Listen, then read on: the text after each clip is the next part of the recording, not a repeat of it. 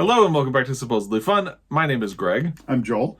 And we are here to do our monthly reading wrap-up for the month of January to talk about the books we've read this month. And this is the first time we're both filming in the new library.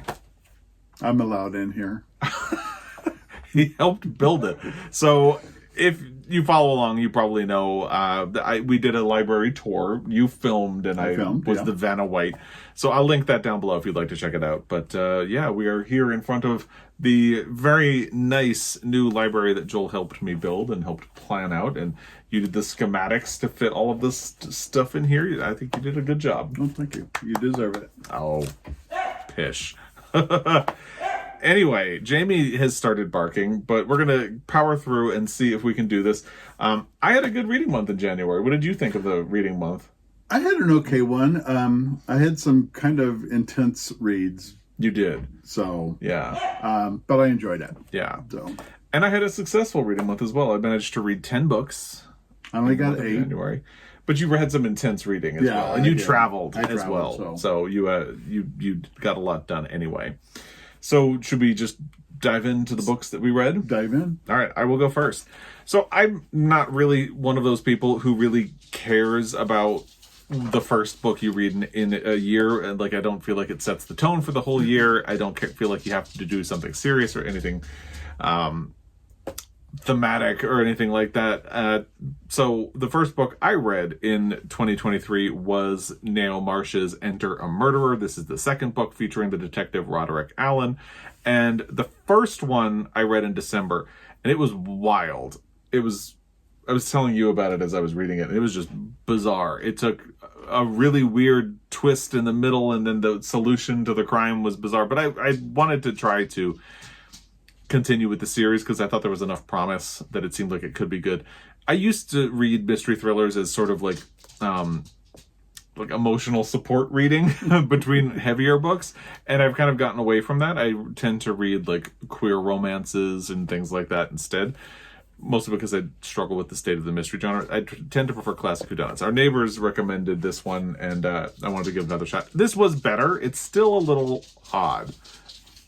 It fit the bill for what I needed it to do. And that's about all I can say about it. So my first one was Enter a Murderer by Ngaio Marsh. What did you have first? My first one was Adventures of Tom Sawyer by Mark Twain. I said I was going to read a few more classics this year, and so I wanted to start simple. It was good. It was fun. A little dated in some of the language used in it. But it kind of followed along with what I knew of Tom Sawyer. Go ahead. It actually followed along with Tom Sawyer. But the second half of the book was just totally different than what I ever knew of anything. But it was really good. I had a good time reading it. And I'm thinking on Huck Finn. I'm not sure yet. Yeah. I didn't love it, but it was good to read. So. I've never read either one. And I don't know how I'd feel about it because my understanding, you know me, I was, especially if I had read it as a child, I was a rule follower. So I feel like I would just really get irritated. Yeah.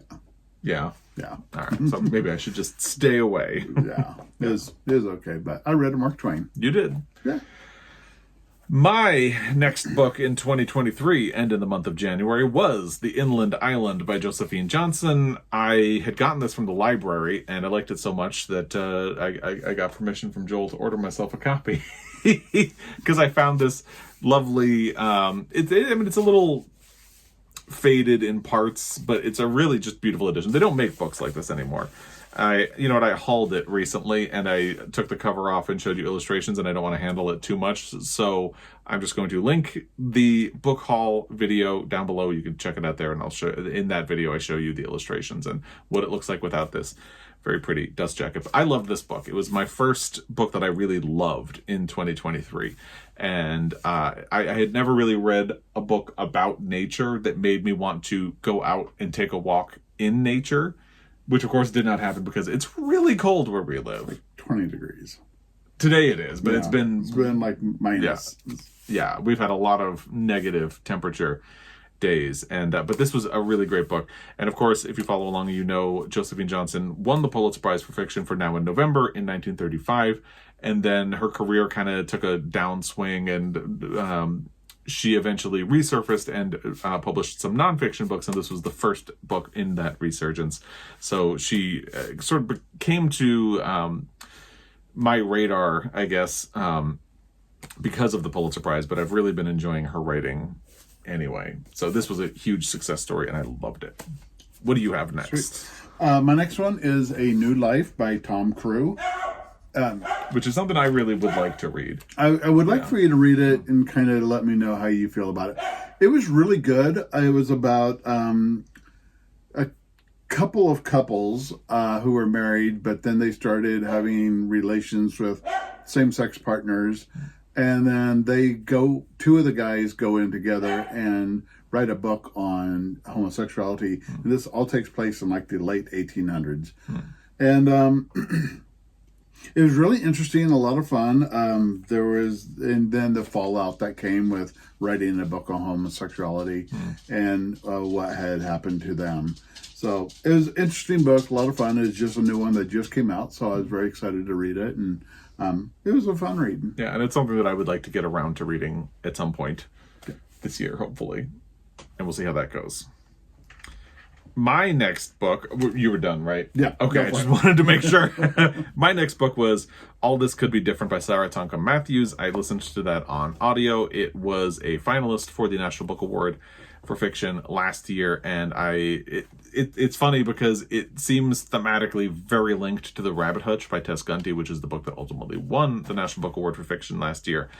And there are a lot of things I liked about it. There are a couple of things that I was you can kind of tell it's a debut novel, but it was a really great early adulthood novel. And I remember at some point last year, I mentioned that I tend to not enjoy books about people who are like in that early to mid 20s phase where they can't get their lives together and they're trying to figure it out. So they asked for examples of ones that I would say do it right, and I would say this is a good one because it's very much dealing with who you are going to be as a person, but it also kind of deals with relationship uncertainty. Like when you first meet someone and you really like them, that uncertainty of like, well, do they like me? Where is this going to go? What is it going to mean? But also your whole life, like your career, and like what is any of it going to mean long term. And I thought it did a really good job with that, so I enjoyed it. Sweet. Yeah, that was my next one. My next one was The Island by Adrian McKinty. And this was something I had on my books for last year. I wanted to read, and I didn't get around to it. But then there was a prompt on the Montana Book Company, so I did my first prompt. Mm-hmm. And for 2023. Actually, the Inland Island was my first prompt for 2023. Cool. So look at us. Yay. We're making progress. So mine was about an island, something that took place on an island. Mm-hmm. So it was a couple from Seattle, which I could relate to. I'm from Seattle. That this woman married this man who had two kids. They go to Australia for a conference. They wanted to see some koalas, so they go out onto this island and see koalas. As they're driving back to the ferry to come over, they accidentally hit this woman and kill her on a bike. God. And then they tried covering it up, but then they got caught covering it up. And then it's just this whole... I know what you did last summer kind of thing. Yes, yeah. That's exactly what it was. Well, the husband was killed, and then they tried to torture and beat the wife. Then they had another couple from, I believe from Finland, that were on the island. They didn't know what was going on, but they got pulled into it. So they were chased. So the family and this two couple were running from all these people on this island who wanted to kill them.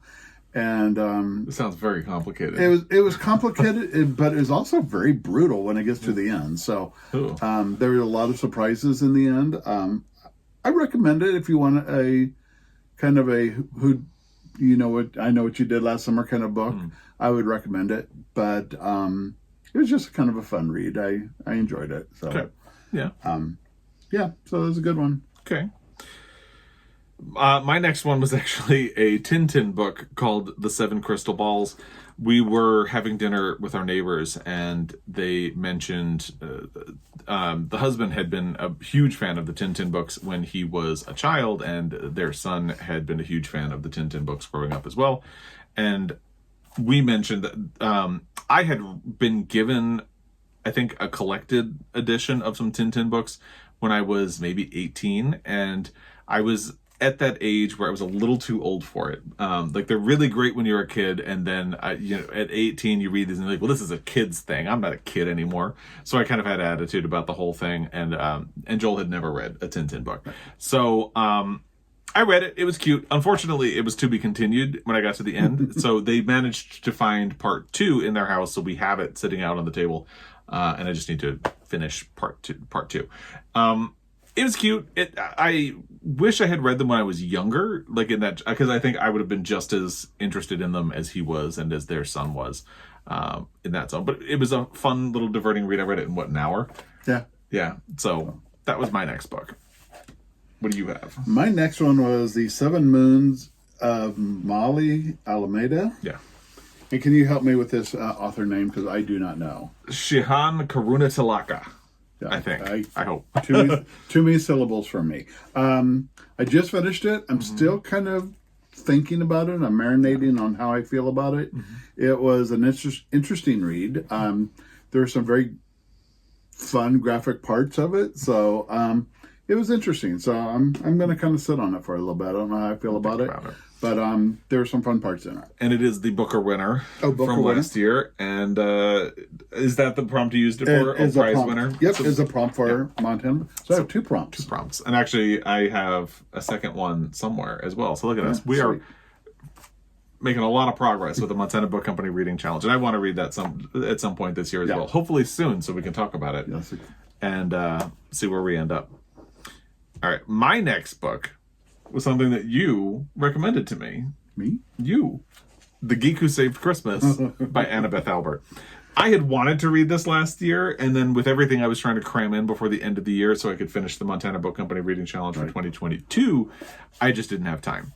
So you had read, I think, 2 holiday-themed queer romances leading up to the end of the year, and I kind of asked, all right, if I had time to do one, which one would you say? And you said The Geek Who Saved Christmas. Well, you chose well. I kind of thought it kind of was a little bit of both of us and both these characters. Yeah, I agree. One was a grumpy old person who didn't want to do Christmas, and the other was like Mr. Christmas himself. I am Mr. Christmas. He is Mr. Christmas. But I can be grumpy. And so he hires Mr. Christmas to help him decorate the house for his brother's wedding and engagement. Yeah, he wants to propose at Christmas because they grew up in this house. Yeah, and so he wants to do it there and make it special. So it's your book. Here you go. You can talk about it. I think we both really liked it. It was really cute. So yeah, that's the premise. They've been neighbors for a couple of years, and they've noticed each other. You don't really know what the one guy, the more grumpy guy, thought of the other one, but you definitely, because you get the perspective of Gideon, who is the Mr. Christmas type character in the beginning, and he clearly thinks that his neighbor is a handsome guy. But they just don't really know each other very well. So this is the thing that he needs to enlist help to try to decorate the house because he's intentionally not celebrated the holidays for a while. And one thing I really liked about it is, so he essentially raised his brother after their parents died in a fire.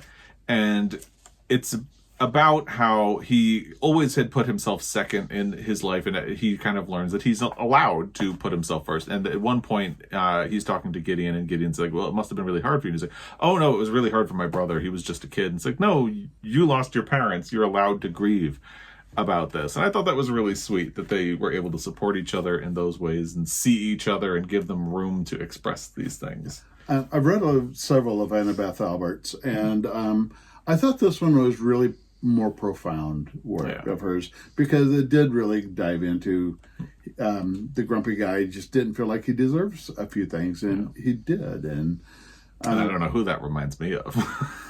But I just thought it was a really good book. Yeah, it really liked was. it. I liked it. And it got a little serious, a little deep in yeah. some parts, but it ended on a very happy note, of course. Yeah, because Gideon is struggling with his own stuff, and he's had some relationships that just haven't worked out. So he's actually struggling with the same thing that I mentioned with the Thankam Mathews book, where he's kind of wondering, as they begin to sort of form a relationship, he's sort of questioning, like, well, is he as serious about this as I am? Is this just like a holiday thing? Are we actually going to explore this at the end? And he, it's sort of like almost crippling anxiety for him about all of that. So that was The Geek Who Saved Christmas. So what did you have next? All right, my next one is I'm lumping them into a series. It's a series. And I believe Jackie McMenamin suggested this to me, so thank you. I'm kind of enjoying this. So it's my male-on-male romance, my going to bed reading. Mm-hmm. So it's the Maxwell Thornton Murder Mysteries by S.C. Wynne. Wynne. And it's silly, but it's a L.A. surgeon who is having a down and out kind of life. So he goes to a small town in Texas and becomes a local doctor, and he's grumpy as hell. And the sheriff is just a suave, nice guy, and so they're gay. And all of a sudden, this quiet little town, and it becomes a murder scene, like boom, boom, boom, boom, every couple of months of murder. So it's actually a really kind of fun book series, actually. They sounded cute based on what you were saying. Fun, at least. I really kind of enjoy them because there's not a lot of little sex scenes in there because I don't really care for them. I just like a really nice male-on-male couple who just doing their thing. Yeah. And the murder mystery is always fun. I never can guess who the murderer is. So. Yeah, I think you and I have a similar, like, even with the Annabeth Albert book, like, there are, like, heavy sex scenes in that book, but I think you and I always walk away more thinking about, like, the relationship than anything else. And that's where the interest in the book comes from for us. So I can see in a mystery it would be the same thing. So I've done 3 books this month, and it was the Strange Medicine, Scalpels and Psychopaths, and Arsenic and Old Lies. I love the title, Scalpels and Psychopaths. It's kind of crazy. So, is it? Yeah. They're fun, nonsense little books, but thank you, Jackie, for turning me on to them. Yeah. I'm taking a little break. I'm going to do a couple of other things right now. I think White Fang is going to be my next one. So spoiler alert on what my next book is. Yeah. And I'm enjoying them. So. And then soon, well, we'll talk about what we might be doing next. But you and I might be reading something together soon. We are. But we'll get to that. Was that it for that one? Yep, I'm done. Okay. So my next one was Where Angels Fear to Tread by E.M. Forster. I had gotten a copy of that from the library because I don't actually own a copy. It's the only one of his books that I had not owned. I was reading it for the E.M. Forster read-along. I'll have a link to information about that down below. That was the brainchild of Jen the librarian, and I'm kind of coasting along on the ride. And we're reading E.M. Forster's novels in chronological order throughout the year with... The way it works is, like, January is Where Angels Fear to Tread, his first book, and then you have a gap month where you have the option of reading his short stories. I will be doing that. And then in March, we get back to his novels. And it's chronologically in the order they were published, not the order they were written, because he did have Maurice, which was published after he died. So that makes things a little complicated. I really enjoyed the discussion in the group more than anything, because I think it's very apparent that this was his first book. It's very well written. There are a lot of ideas that he deploys to greater effect in later books that he writes. But the conversation about it was really interesting. So I've enjoyed that, and I look forward to more of the E.M. Forster read along. What did you have? All right. So my last book on the list is Call of the Wild by Jack London. I loved it. I really liked it. It was this domesticated dog that gets kidnapped and taken up to the north to become a sled dog. And he has to fight for his place in line. He has to fight the people who kidnapped him. And then he just finally meets, like, his love owner who takes care of him and treats him well. And It is actually a beautiful book. I mean, I was loving all parts of it. It's like I was enjoying him getting out there and learning to be a snow dog and really learning his wild side and how he stood up for himself. And then when you get into some other parts, it's really sad. And it's like, oh, I can't handle this. And then you get to the end, it's really happy again. It's an emotional roller coaster, but I just loved his spirit. I loved the writing. I really had a good time. Yeah.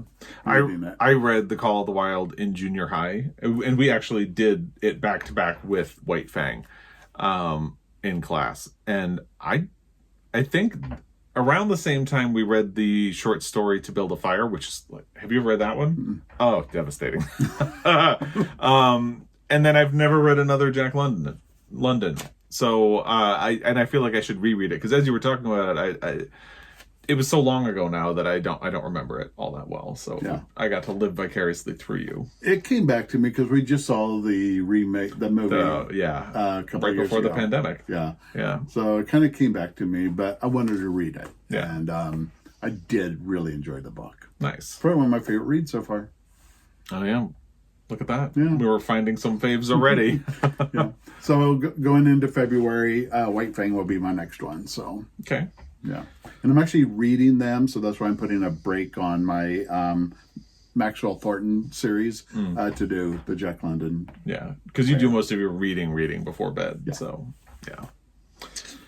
All right, well, I have a couple that you're going to have to sit through now. No, go for it. I have 4 left. Okay. So we'll go through it. I already talked about most of them. So, but the next one was We Are Not Broken by George M. Johnson. I discovered this book because of shopqueer.co, which is Eric Cervini's new sort of pop-up shop. One of the things about it is that they give the authors a larger percentage of the proceeds than they would get from another place. So that was really nice. So I made sure I ordered this from them. It has a signed little book plate on the inside, but I actually listened to the audio because George M. Johnson read it. And I really am a big fan of All Boys Aren't Blue, which was George M. Johnson's other book. This is essentially a love letter to George M. Johnson's grandmother, who he and his cousins all called Nanny, and the love that she had for them, the way she raised them, and the way she would do anything for them. And she died, I think, shortly before the pandemic. And his other cousins actually write letters as well that to Nanny that are in here. So it's a really beautiful book, and a little bit sad, but I enjoyed it, and I was glad that I discovered it thanks to shopqueer.co. Yeah. It sounds like I'd like to read. So yeah, and it's a really quick audio as well. Okay, awesome. Put shopqueer.org's website I will down below for sure, because they're really cool what they're doing. I've gotten a lot of recommendations from them from following them on Instagram, so I would absolutely recommend that you check out the website and follow them there. My next book was Ducks, 2 Years in the Oil Sands by Kate Beaton. I think when I did my Friday reads, I kept calling her Katie Beaton.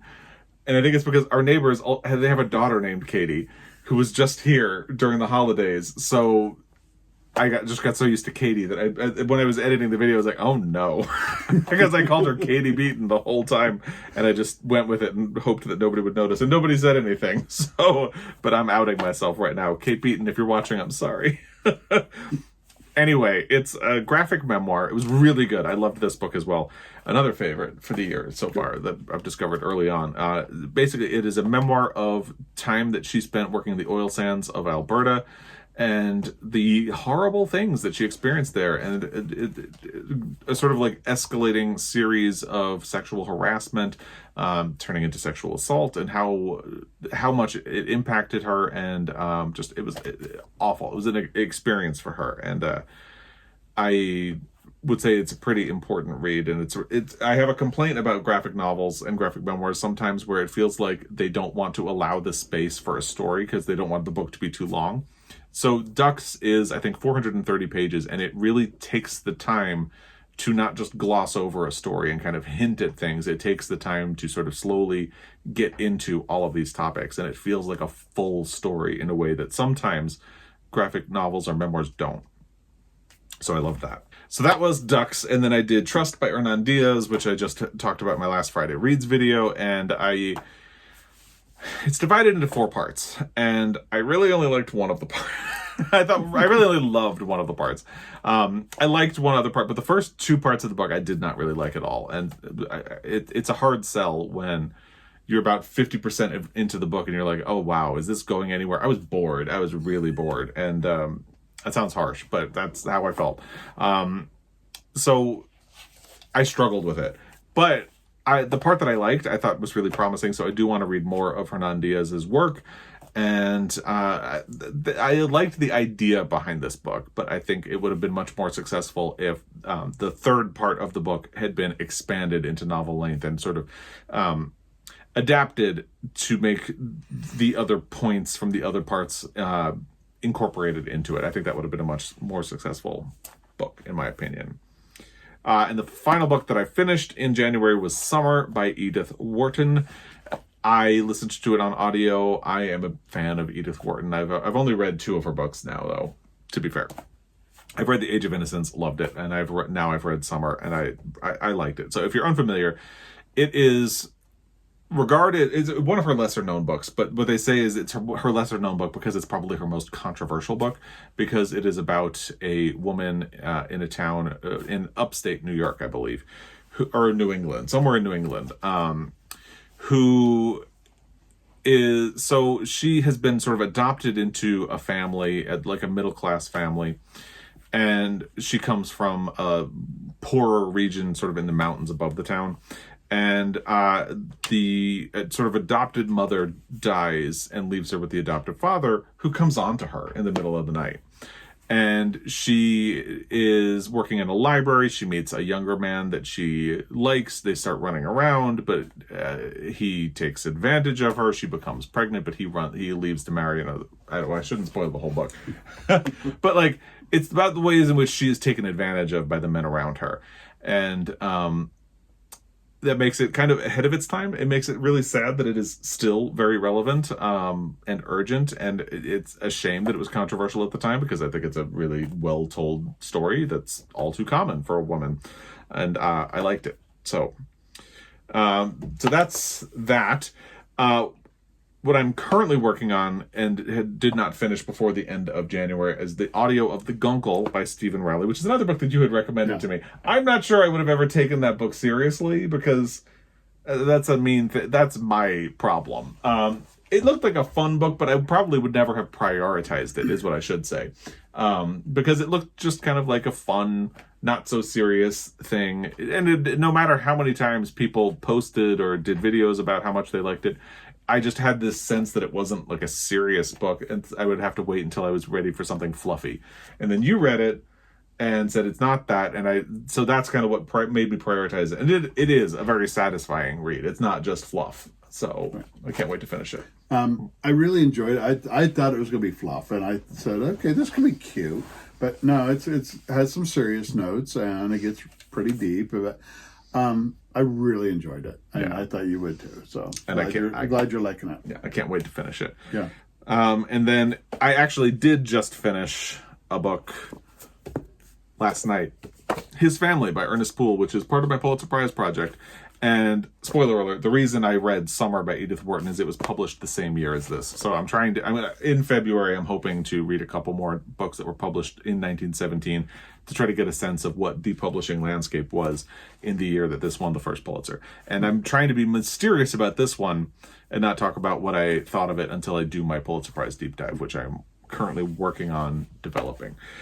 So I am going to be pivoting, now that that's done, to The Life to Come, which is short stories by E.M. Forster, because this is for the E.M. Forster read-along. Again, the sort of bonus prompt for February is to read short stories. So that's what I will be doing next. Do you have anything going on now? I do. I haven't started it yet, but my first book in February is going to be The North Water by Ian McGuire. Oh. And it's that's going to there. It's there. It's okay. And it's... Yeah, also, I think everybody kind of knows I really like Arctic stories, and so I'm looking forward to that. So I have 4 or 5 recommended to me from you guys of Arctic books. So I think that's going to be a lot of my reads this spring. And it was funny because I read that book years ago when it was first published, and you were not as much of a reader back then. So I know I talked to you about the book back then, but I didn't like encourage you to read it. So when we were setting up the library, I obviously phased it out because it is phased out.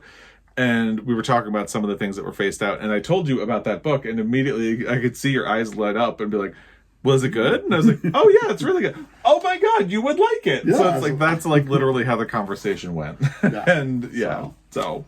And I've read several Arctic books, so maybe at the end of this year I can do a little of all my Arctic books. Ooh, so. A Joel video. Actually, one of my absolute favorites is Ernest Shackleton's The Endurance. That's one of my favorite reads. Which I should read at some point. Yeah. So. All right. So, and then anything else upcoming in February? So for me, Fingersmith is by Sarah Waters. That is the first book that's part of the 2023 Queer TBR Tackle. So I'll be doing that. I want to find something to read in February that will honor Black History Month. I haven't decided exactly what I will do because we are thinking we might read a Pulitzer book together. Which one is that? Can I say? Yeah. The Grapes of Wrath by John Steinbeck. So I because one of my options was a Pulitzer book. So if timing works, I might do that one as well. But I'm worried that if I do that, I'm going to be like loading a lot of Pulitzer content onto myself. So I think I might just let it be The Grapes of Wrath. But then I need to figure out something to do for Black History Month on top of that. So that's what I have. And we have a little bit. What else do you think you might do in February? Well, only for Valentine's Day, I'm going to do The Greatest Love Story Ever Told by Nick Offerman and Megan Mullally. I love them. Well, it's also going to be on the Montana Book Company, a book by a comedian. Oh, something funny. Yeah. So something funny by a comedian. Well, and I love those two. They're almost adorable. As cute as us. Almost. And so I'm looking forward to it. It's real quick. Nick and Megan, if you're watching, we would love to listen to an audiobook and do a jigsaw puzzle with you. Yes, definitely. And get in the nutmeg and get in the nutmeg around. Go for a ride. I can't promise that Jamie wouldn't bark at you. But it is what it is. So that's kind of mine. Yeah. I don't know what it is right now, but there was one I read today that would be for Black History Month that I really want to do. So yeah, I can't remember the name. I was thinking of doing there's a prompt to read a book from the Harlem Renaissance, so I might do that in February as well. Yeah. So, all right. So I think that covers it, right? Yep. Yeah. That's what we read in January and what we're looking ahead to in February, which also happens to be somebody's birthday month. Just saying. What do I get? You get a library. We're working on it. It won't be as fun for a tour, but we're working on it. Anyway, so I'd love to hear what you've been up to in January. We've also been watching Veep, and that's been... It's not we find like a sitcom that we can watch right before bed, like an episode or two, just to like calm down. It's not that. It's almost stressful sometimes, but it's so funny and horrible at the same time. So, it's so horrible. I kind of want to watch the next episode just because it's like, how are they going to do this? So, now how are they going to get out of this and all that stuff? I think the characters are all phenomenal. They are. Yeah. Just like everybody they got for those characters were perfect. Perfectly cast. Yeah. Perfectly cast. I never thought anything would make me forget Buster Bluth whenever I saw Tony Hale. Gary. I don't know him. He's never watched Arrested Development. It's one of my greatest shames.